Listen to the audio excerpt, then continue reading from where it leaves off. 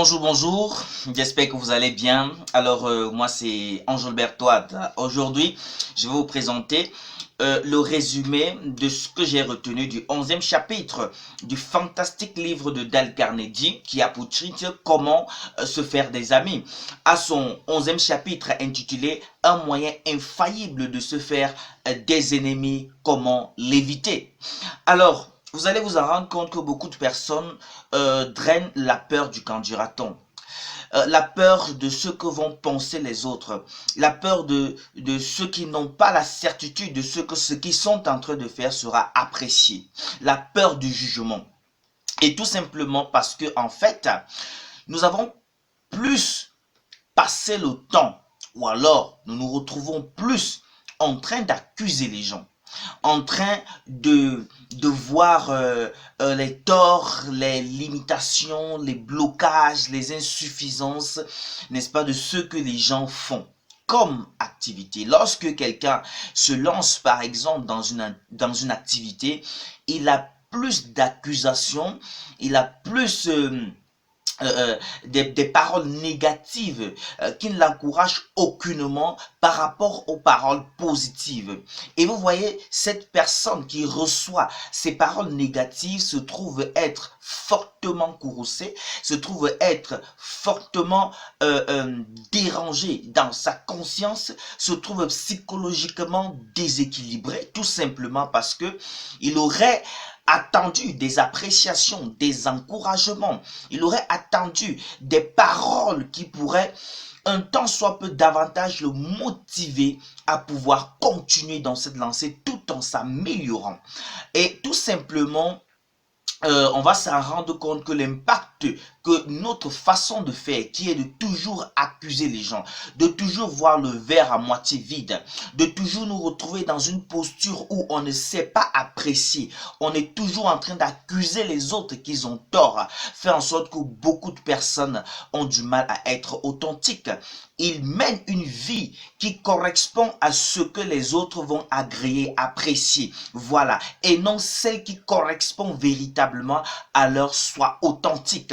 Alors, Dale Carnegie m'apprend dans ce 11e chapitre que je dois éviter de donner du tort aux gens. Je dois éviter de donner du tort à mon interlocuteur. Même lorsque je me rends compte que, en fait, il a posé un acte qui, ma foi, me semble être quelque chose qui n'est pas bien, quelque chose que moi, à sa place, je ne ferais pas. Ce n'est pas la raison pour moi d'accuser ce dernier. Tout simplement pourquoi? Parce que personnellement, je peux me tromper. Alors, lorsque je suis en échange avec quelqu'un, donc j'estime l'acte posé négatif, je dois plutôt lui faire comprendre que, ok, personnellement, je ne suis pas très en accord avec ce qui est dit, avec ce qui est fait, ou alors avec la façon dont, n'est-ce pas, la personne présente un ensemble de choses. Je dois tout simplement donner mon avis et lui faire comprendre que, ok, il est possible que je puisse me tromper. Parce qu'en fait, il faut toujours présenter cette possibilité. Puisque même dans ce que nous pensons, il n'est pas toujours sûr que ce que nous pensons est vrai, est avéré, est certifié. Non, nous pouvons vraiment faire une erreur et il faut toujours présenter cela. Ça permet à la personne de s'en rendre compte que, en fait, son projet, ce qu'il fait ou alors ce qu'il pense peut être vrai comme peut être faux. Et la plupart du temps, dans cette conversation, nous permettons à notre interlocuteur de garder la face. Nous aussi, personnellement, nous nous permettons de garder un ami. Parce que n'oublions pas, c'est justement les tactiques et les stratégies qui nous permettent bien évidemment de pouvoir davantage accroître notre relationnel, davantage conserver, n'est-ce pas, nos amis, ou alors en avoir davantage. Alors, vous allez vous en rendre compte que Plusieurs personnes sont ancrées fortement dans leurs croyances.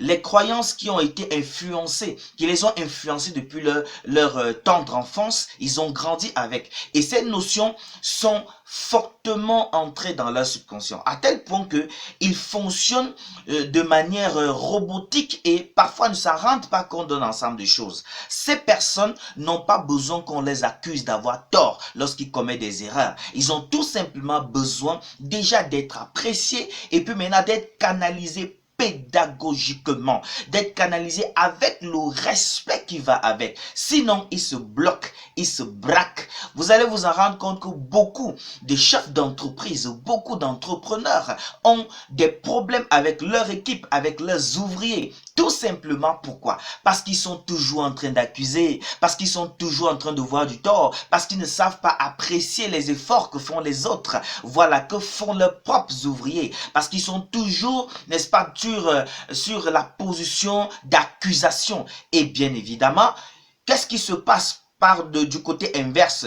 Ils sont dans la défensive. Alors, si vous voulez véritablement aider des gens à pouvoir apprendre, à pouvoir changer de mentalité, à pouvoir évoluer, arrêtez de les accuser. Arrêtez de vous positionner comme étant des personnes qui jugent. Non, il y a quelque chose de manière naturelle qui se positionne comme un véritable juge. C'est la conscience, n'est-ce pas, de chacun. C'est la conscience que chacun a à l'intérieur de lui. Dale Carnegie me fait comprendre que ma posture, n'est-ce pas, n'est pas d'accuser, de donner du tort, mais plutôt d'encourager, de motiver et de savoir canaliser la personne, de me présenter comme quelqu'un qui peut aussi être faillible et qui, bien évidemment, peut avoir tort et pas toujours raison. Donc voilà ce que je retiens de ma lecture de ce fantastique livre de Dale Carnegie à son 11e chapitre ce jour. Merci, merci. N'oubliez pas, n'est-ce pas, de vous abonner et de liker. À bientôt, à bientôt, à bientôt. Merci. Ciao.